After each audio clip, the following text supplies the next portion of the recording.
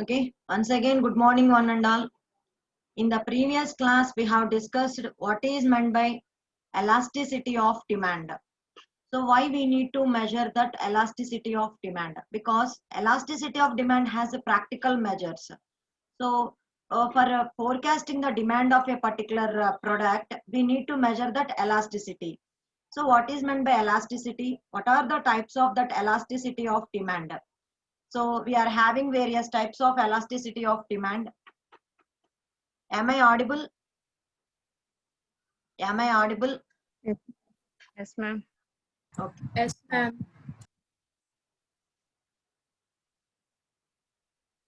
See, various types of elasticity of demand in the last class I have discussed. One is the price elasticity demand, and second one is that income elasticity demand, and third one is that cross elasticity demand.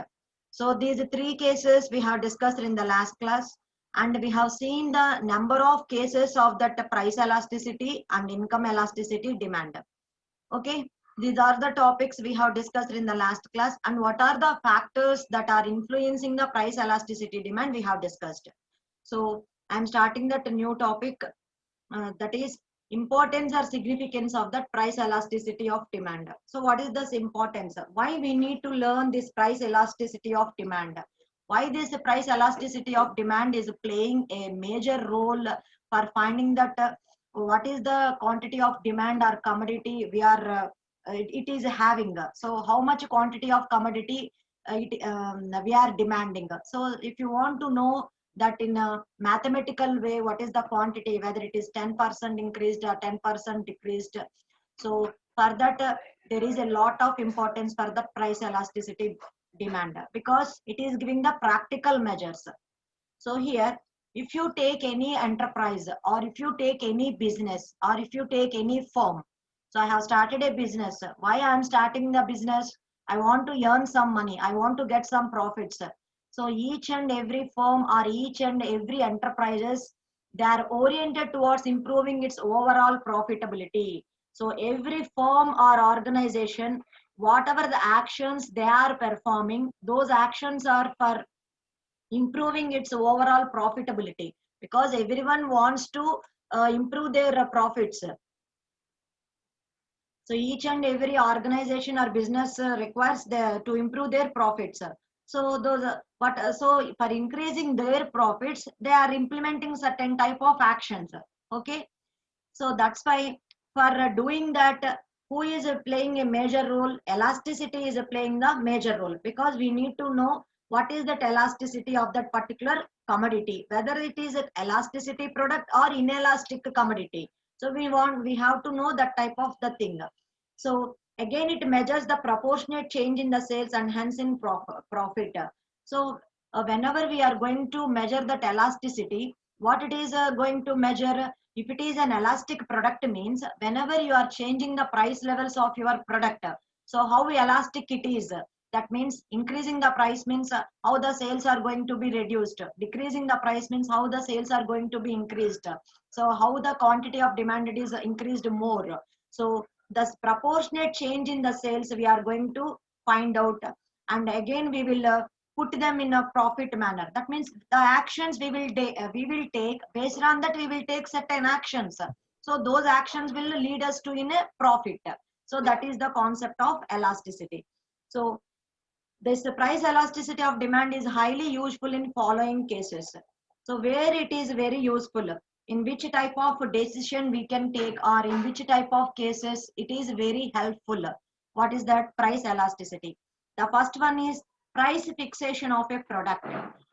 Second one, decision regarding to price changes, price discrimination and taxation policy. So what is meant by all these things we will see now.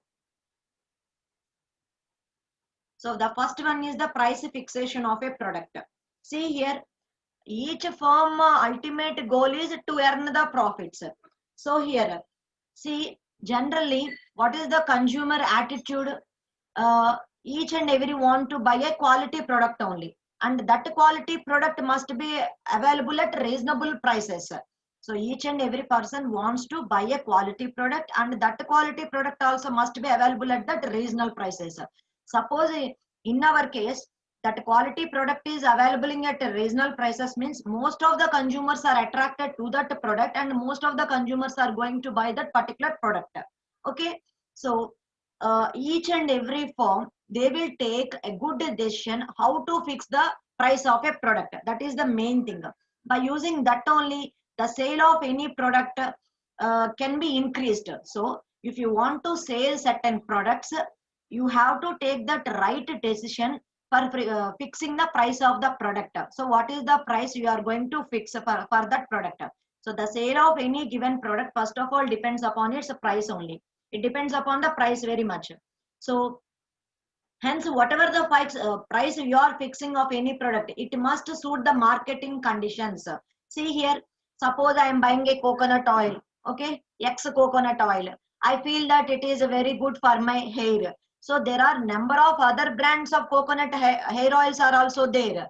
So what are the other coconut oils? So they are also good in quality. So what are the costs or prices of that coconut oils? Are appearing in the market with what price? So when a firm is going to fix a price for the X product, they have to observe the marketing conditions. So there are many substitutes substitutes for this product. Number of coconut or other brand oils are also there. So what are the prices for 100 ml of that coconut oil? What are the prices? Whether I'm fixing a particular price, it is more difference, it is showing more difference between that other products, such that marketing conditions we need to study. So whatever the price the firm is fixing for a product, it must suit that marketing conditions. Suppose Y is also another quality product. If it is available 100 ml with for 25 or 30 rupees, you are fixing for your product 100 ml as 100 rupees or whatever it may be. So people are not going to buy your product. So according to that market conditions, fixing of that price fixing of the product is very important, because we have to compete the other brands which are available in that market. So the consumers expectations, we need to meet the consumer expectations and the price of that competing brands. So based on these conditions, we have to fix the price. Next, suppose you are going to launch any new product. Okay, so whenever we are launching a new product, the enterprise must analyze carefully what is the price elasticity for it in order to match that expectations. So consumers have different types of expectations of that particular product. So they have to analyze the things and they have to fix that. Whether they will put a larger prices, so that automatically the quantity demand is going to be decreased, or generally the people, there are no many substitutes for this product. Definitely consumers will attract for this product. So they have to analyze certain things. So in order to match the expectation, this is called price fixation of a product. So we are moving to the next slide. Decision regarding price changes. Okay, so based on that market conditions, you have to take a appropriate or proper decision regarding price changes, because this price elasticity will be highly useful in affecting price changes. So here we are studying the concept of price elasticity. By using this price elasticity, we are able to calculate that responsiveness of the quantity demanded. How much quantity demanded for a particular commodity we are measuring. So it is, suppose if a particular product is, suppose if you take normal goods, for normal goods, if you increase the prices, yesterday class only we have discussed, suppose if a rice they increase the price, no, there is no much quantity demanded, a change occurs, because every person they are eating, they are preferring the rice only. So if there are any alterations in the price, the quantity, how much I am demanding for my family, the same quantity I will demand if the prices are increasing. So such type of normal goods are inelastic. Okay, if certain goods are there, elastic goods. So if you take elastic goods, whatever may be the price change you are doing, with that price change, the quantity demanded is going to be affected more. So you have to observe the type of elastic goods. It is always desirable to decrease the prices of those products which have high price elasticity. So when they are exhibiting that high price elasticity means we have to decrease that price of those products. Automatically, when you are decreasing the price means the quantity demanded is more for those products because they are more elastic products. Okay. When you are lowering the price, it leads to more than proportionate change in the sales. So once the firm is reducing the price of that particular products which they are selling, automatically their sales are going to be increased. Whenever the sales of the company are going to be increased means hence they are in running in the profits. And when the sales of that particular products are good for a company, automatically they will in profit section. Okay. Similarly, in the case of product that show less elasticity, okay, suppose whatever may be that price change I am doing, but it is not an elastic product, it is less elastic. Even though you are changing the price, the quantity demand is not going to be changed. So for that products, we have to increase the price to get that profits. That is the decision regarding price changes. That is the decision regarding price changes. Next, discrimination. What is that discrimination? Discrimination means, see here, we are having different types of market structures. Different types of market structures. See, for some type of products, we are having multiple number of substitutes. For some type of markets, there is only one market structure, that is called monopoly markets. That market structure is called monopoly. Monopoly means he is the only person, he is selling that unique products. So there are no other substitutes for this product. Such type of market structure is called monopoly market. So different market structures are there. They are monopoly, duopoly, oligopoly. So like that, there are different market structures. Now we are going to study those type of market structures in the next units. So monopoly is nothing but he is the only one person. He is selling a unique products. So there are no other substitutes for his product. Okay. So automatically that unique product is available under his market only. He will take different decisions. So at different markets, he can put different types of costs. So if it is a very costly area, he will put a very high price for that product. If it is a normal area, more low level people are living in that area. So if you want to do sales for his product in that area also, he has to reduce the product, or he is doing some quality issues in that product. So whatever he is doing. So discrimination pricing implies charging different prices for the same product. So you are taking the same product X only. For that same product X, you are giving different prices at different markets. You are having at different locations, you are having your shops or whatever it may be. So at the different locations, you are different markets, you are giving the different prices. So this monopolist can do this decision depending upon the price elasticity of that product. He is also studying that price elasticity for his product. So based on this, he is giving different prices for the same product in the different markets. This is called price discrimination. Okay. So he is doing some discrimination for that product. That is the thing. Okay. Fourth one is the taxation policy. Okay. What is the taxation policies?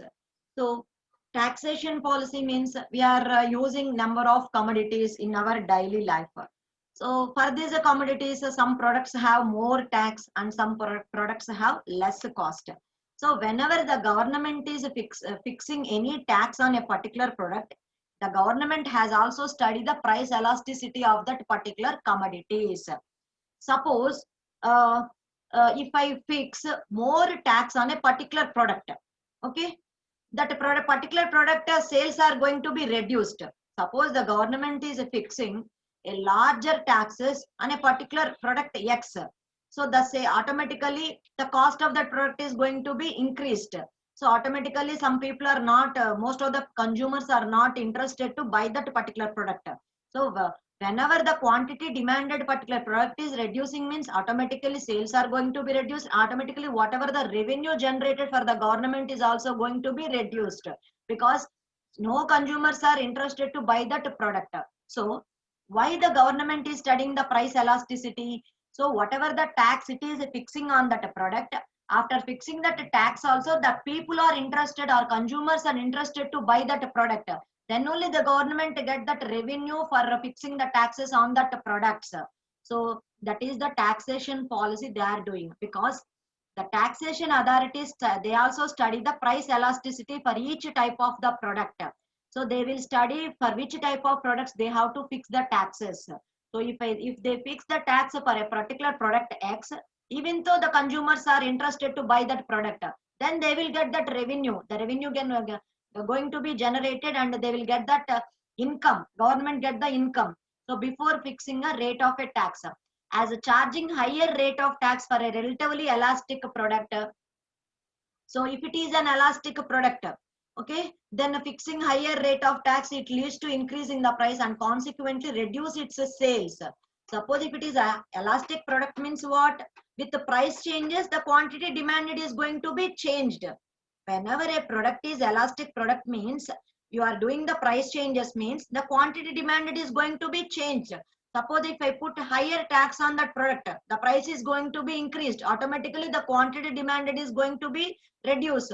So increase in price and consequently reduce its sales and thus tax revenues. So tax revenues are also going to be reduced. So the government has to study the price elasticity. So in order to fix the taxes of the so and so products, that is the concept of price elasticity. Okay, I'm moving to that another concept, that is demand forecasting. So the last topic, but it is having two subtopics also. The last topic in the first unit. So what is this demand forecasting? So we know that already in data warehouse and mining business intelligence, we have seen that term forecasting. Forecasting is nothing but future prediction. We are finding that future prediction. We are estimating that future demand for a product. What is the future demand for a product? So forecasting is nothing but what is the future demand for the product. We are estimating the things. Why we are estimating that things? For increasing our, for extending our company, or for increasing our sales of our company, each and every business firm has to forecast the things. So by forecasting, they are going to develop that useful business insights. Then only they will get that profits. Suppose I'm not taking to any business. General example, I will take. See here, if I consider your 17B series batch, okay, I want to predict which are the persons are going to be clear the subjects in this semester. In 4-1 semester, I want to predict which are the persons that are going to be clear the subjects. So what is the data I want to work? What are the patterns I have to evaluate? Which type of patterns I have to evaluate here? I have to take what are the previous internal marks of the students? What are the previous semester grades, semester SGPAs of that particular persons? And what is the regular attendance of those persons?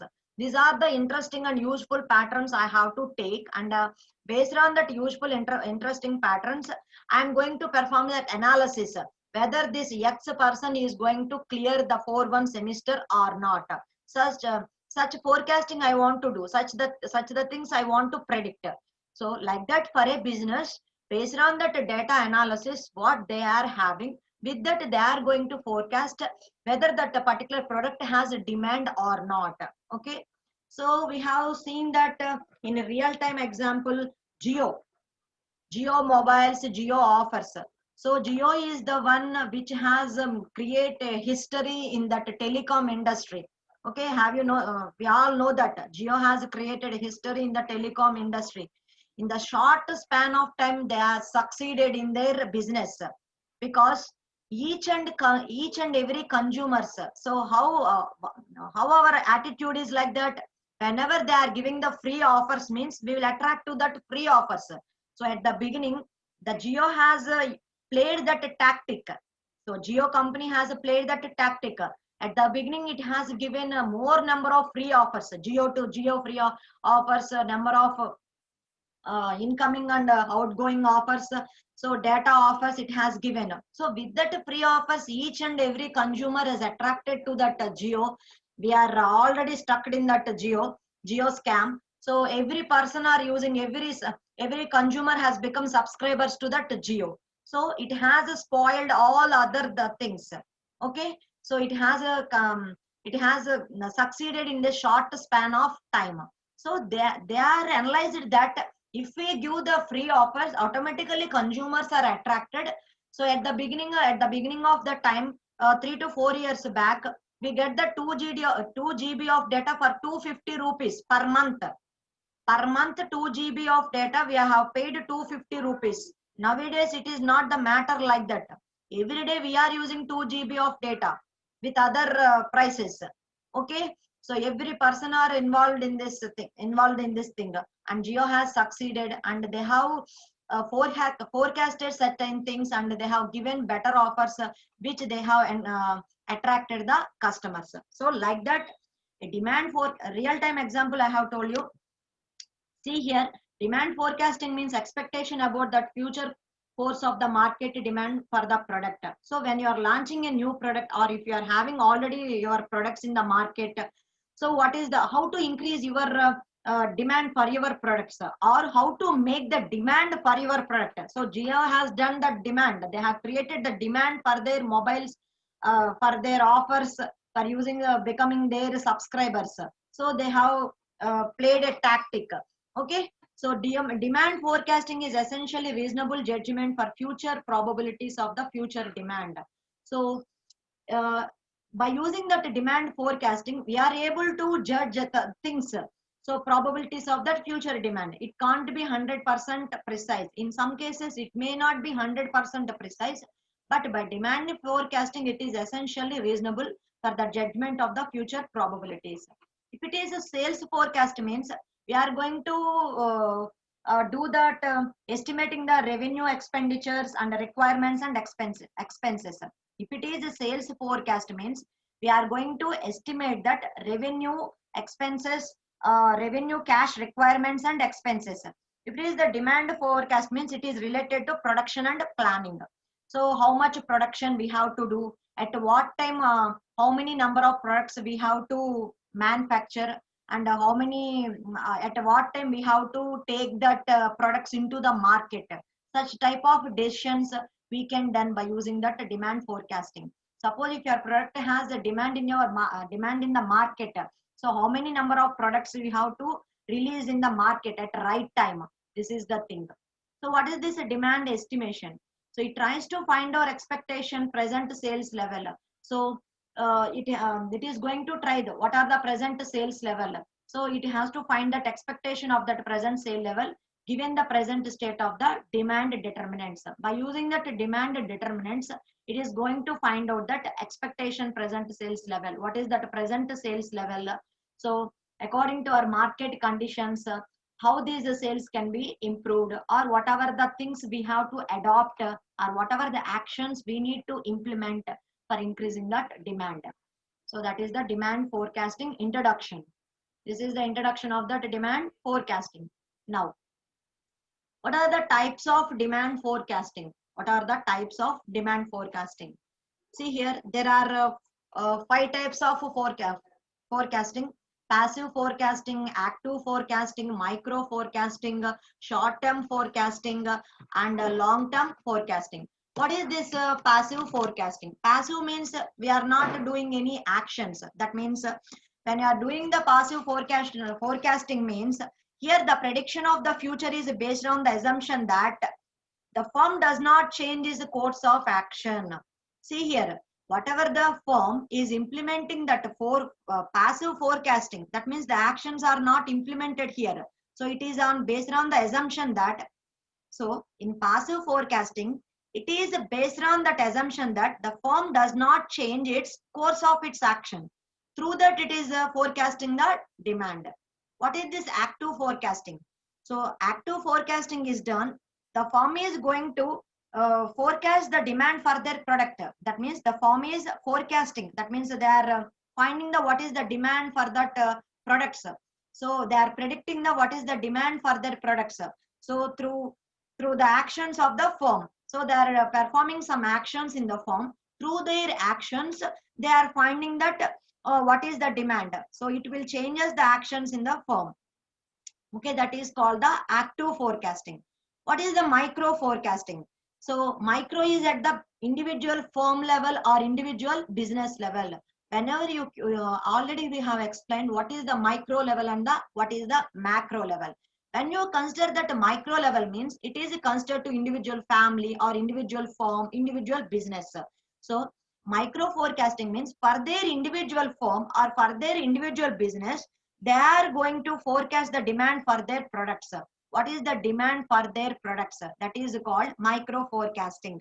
So when individual business firm, they are going to forecast the demand for their products. It is known as micro level forecasting. We will call it as the micro level forecasting. Next is the short term forecasting. What is the next one? Short term forecasting. So short term, the name itself, it is saying within the short span of time, we are forecasting. That means we are predicting what is the demand for our products. What is the future demand for our products. So the short term we can take less than 1 year. In short term forecasting, so the short term means the time period we are considering it is less than not more than 1 year. We are considering not more than 1 year. So here this short term forecasting is related to day-to-day operations. So whatever the day-to-day operations we are performing. So day-to-day transaction, what are the day-to-day transactions? What are the day-to-day sales? Based on their day-to-day sales, in a less than 1 year, they are going to predict that what is the demand for their product. They are predicting like that. That is the short-term forecasting. So what they will do in this short-term forecasting? So in a business firm, I'm having 1,000 products or I'm having 10,000 products in my company, already manufactured 10,000 products. So how I have to effectively do that effective sales of these 10,000 products? Okay, suppose I'm having some raw material, so resource material. By utilizing this resource material, I have to do the some finished products. I have performed, I have done that finished goods. So how effectively sell these finished goods within this period of time, within this less 1 year of time? That means within the optimum utilization of existing production capacity. So how you are going to utilize the optimum utilization, whatever the available products you are having, how you are going to utilize them in an optimum manner. That is called short term forecasting. Next, long term forecasting. So when it is a short term forecasting, it is less than 1 hour, 1 year means it is more than 1 year, long term. So long term planning. So what is that long term planning? It refers to forecast prepared for longer period during the firm's scale of operations. That means what type of scale of operations you are going to do and what is the production capacity of your firm. You have to determine like that. And whether you are going to expand your firm or increase or reduce the firm. So based on your demand for your products, you have to expand your firm or you have to decrease the firm. You have to reduce the firm. Suppose you are having different locations, your business has been expanded. For that different locations, you are not doing a good business at some X location. So you have to remove that location, business location at that particular location. So you have to remove your sales. So what are the other things you have to do? Whether you have to expand the things or whether you have to reduce the things. And whatever the scale of operations, whatever the different scale of operations you are going to do. So this is about various types of forecasting. Okay, next one, importance of the demand forecasting. Next one is the importance of the demand forecasting. What is this? See, here in our subject, we are having number of side headings. So just the thing is, you have to remember the side headings. You should understand the concept and you have to explain the things in a better way. So you have to adopt the things in the real time. You have to consider any firm example or business example and write those side headings relevant data for those side headings. So number of side headings, because it's entirely theory subject, purely theory subject. So you have to prepare well for this subject. So what is the importance of demand forecasting? So for planning and production analysis, sales of forecasting, next control of business, inventory control, long-term invest programs. maintain stability, helpful for planners and policy makers. Policy makers. We will go for. So we will see one by one all the things. First one, for planning and production analysis. See here, if any person they want to establish a firm or a business, they will prepare a plan. So what type of business I want to start, the things are going to be like that only. Suppose you are writing a program, directly you are not writing a program, you are writing that algorithm. Okay, you are writing the algorithm steps. So what are the various steps I required? So what is the execution part? So what are the iterative steps? Whenever iteration fails, where the condition goes. So if that condition is yes, how it has to execute. Whenever the condition is false, how it has to execute. How we are writing the program for solving a task, how we are writing the algorithm steps, like that. For starting a business, it required a planning procedure. So what is that planning? Which business I have to start? What is the investment? How much investment I can do? So what are the resources I required? Where I have to get that resource materials? Okay. How to maintain that raw material? How much labor I required? What is the machinery I required for making the products?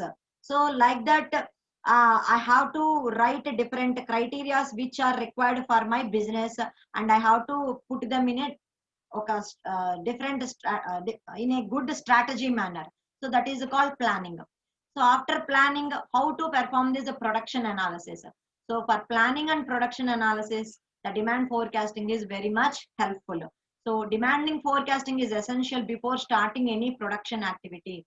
Suppose when you want to produce or manufacture certain type of goods, for doing that manufacture of certain goods, the demand forecasting is important. Suppose if you are manufacturing X product, that X product has no so much demand in that market, but you are manufacturing without knowing that you are manufacturing 10,000 or 1 lakh products. What you will do with that products? You are not able to sell the products in the market.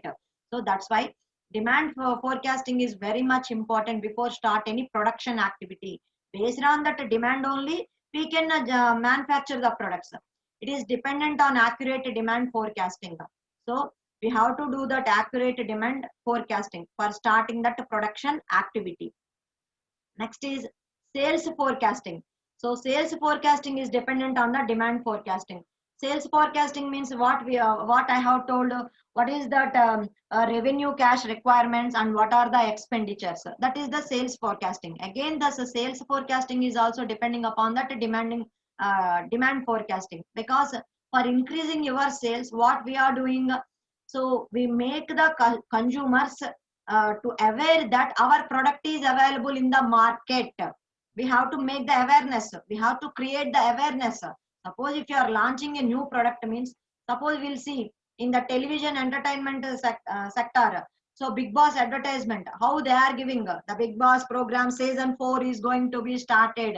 So how they are making creating awareness to the people. Once again, Nagarjuna is taking the lead part for handling that Big Boss season 4. So they are making awareness. The so and so program is starting from so and so date, and we have to, if you want to watch that program, you have to prepare for that. So like that, advertisement pattern of the firm should be based on the sales forecasting. So to promote your product, so nowadays that movies are also promotional videos, and videos are going to be done. Previously those there are not audio promotions and video promotions. So for making more awareness to the people and making some enthusiastic about that film or that cinema, they are releasing such type of promotional videos and audios. They are doing like that. So for increasing the sales, the advertisement pattern of the firm should be based on that sales forecast. Next, control of the business. Okay, the business firm may have to prepare the budget of the cost and revenue occurring in the future. See here, how to handle our business and how to control the things. That means, so for preparing your products, what is the budget? So for you are manufacturing 1,000 products, means for making 1,000 products, whether the cost has whether the budget cost has been 1 lakh rupees or 10 lakhs rupees, what is the revenue? So how much price fixation you have to done based on that cost analysis only you are going to fix the prices, because for making a particular product, each and every product you got cost analysis 50 rupees. You are not going to sell the product for 50 rupees. So if you sell the same product for 50 rupees means you are not getting the profits. So you have to add some 10 rupees or 20 rupees extra on that product, then you will fix the price, because with profit only you will do the business. So the future accurate estimation of the cost and revenues is based on that demand forecasting. So whatever the profit you are implementing, whatever the price estimation you are doing on that particular product, it is also based on that demand forecasting. Suppose your product is not having more demand in the market, you don't want to take more profit on that product. So you should take less profit based on your revenue, cost and revenue of that particular product. Inventory control. What is this inventory control? The business firm can have better control on the raw materials. Inventory means for making or manufacturing the products, you require some raw materials. Where you are getting the raw materials, where you are storing the raw materials, whether these raw materials has to be done any work, where you are storing the semi-finished products and where you are storing the finished products. So they are moved from section to section. Okay, where you are keeping your spare parts, what are the future requirements of the firm with the help of the demand forecasting. So how to handle and how much raw materials you have to maintain, and how to handle these semi-finished goods and the finished goods. All things are called inventory control. How to handle this inventory control? Again, with the demand forecasting only, we will perform this inventory control. That is the thing. Next, long-term investment programs. Okay, suppose your company has good success in the market, you can invest in the company, or you can expand your company by investing more in your company. That means the growth rate and long-term investment planning of the firm can be estimated with that demand forecasting only. That means your company is succeeding for selling that particular products, your company is having more demand of your products in the market. So this can also be done. That means whether you have to invest that money for your business in a long term programs, this can be done with that demand forecasting only. By estimating that demand forecasting only, whether you are going to invest in your business in a long term or short term, this depends upon that demand forecasting. So this is also done by using the for planning and production analysis. Maintain stability. So production and employment growth rates can be stable through the demand forecasting. Whenever you are going to analyze the forecasting, that means future production prediction of your products, then only you can maintain the stability of your business. Okay, your production and employment growth. Suppose this year I have so many so and so number of sales. In this year I have sold 10,000 products of my company. In the previous year I have sold 8,000 products only. What is the for the next year, how many number of products I am going to sell, whether I am having that demand of my products in the market or not. Suppose you are not maintaining the stability, so automatically you will remove the employees from the company, because you are not running in the profit way. You are not maintaining any stability of your goods in the market.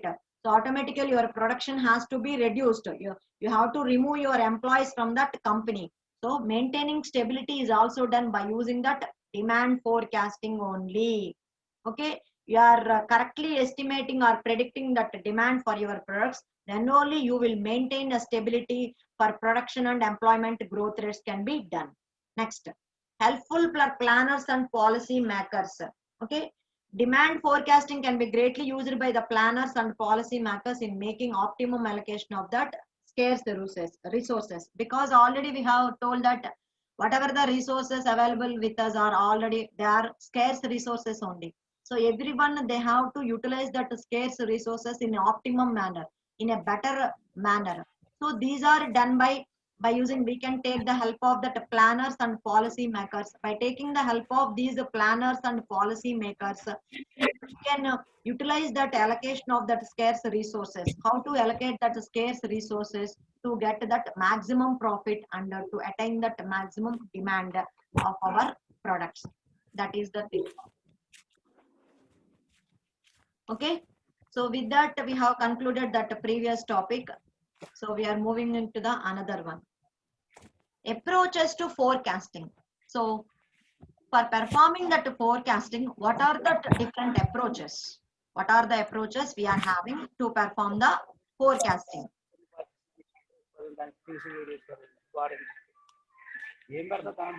Mute yourself. Okay. What are the approaches to forecasting? Because for performing this forecasting, we are saying demand forecasting is very, very, very important. So for correct way of demand forecasting, we are going to handle so a number of things in a good manner. So what are the approaches for doing this forecasting? Identify and clearly state the objectives of the forecasting. So here, when you want to do this prediction, so we have to identify the what are the objects we required. So we need to identify the objects and clearly state that objectives. So whether your object, Nani Babu, mute yourself.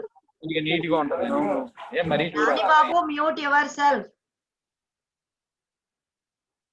The object may be short term or long term. Select the appropriate method of forecasting, because we are already discussed types of things, that is a short term forecasting or long term forecasting. So whether you are doing for a single within the less than 1 year period or longer than 1 year period, so you have to write the objects with respect to that your short term or long term.